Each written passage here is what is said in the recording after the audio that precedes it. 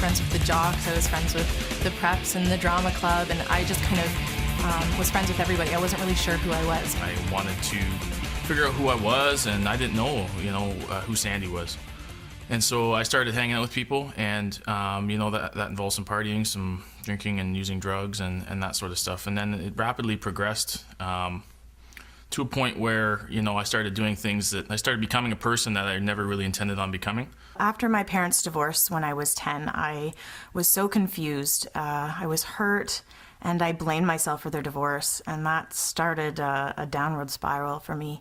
In grade 8, I was bullied by one of my friends, and then again, loss of self-esteem, and then I didn't care, and I didn't think anybody else cared either. So I got into drugs, alcohol, sex, you name it. I was a mess. I never got drunk. I've never been drunk. I never touched drugs, but I was as messed up as any addict was. I was angry. When I was a teenage girl, I was suffering with childhood abandonment, sexual abuse, and I never talked with anyone about it.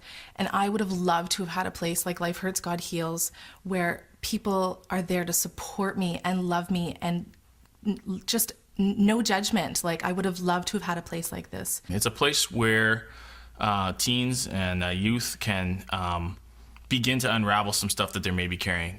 Maybe they don't even know they're carrying it. Maybe they just know that they're angry. Maybe they just know that they have a problem with drugs or alcohol. Maybe they just feel empty, or they just feel lonely or ostracized. And it's also a place for them to listen, to hear stories from other teenagers and adults that they're not alone, that there are people that can relate to exactly what's going on in their lives. It's a place that is safe and that is free of judgment. We won't have all the answers. We're not trying to have all the answers, and we're not trying to fix anybody.